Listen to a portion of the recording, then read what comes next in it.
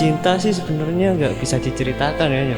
Sering ketemu dulu pas ngerjain tugas kuliah. Lama-lama dia manggil yang apa sih ya gitu. Nggak tahu ngalir gitu aja.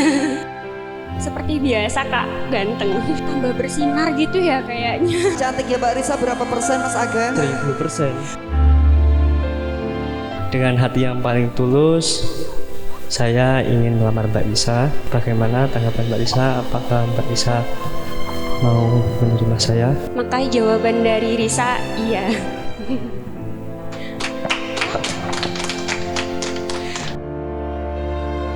Bertanggung jawab apa yang diemban, jangan lupa kasih kabar, itu aja. Soalnya Risa orangnya overthinking, kalau nggak ada kabar jangan minjemin jaket ke orang lain. Lancar-lancar sampai hari H, jangan lupa ngundang saya.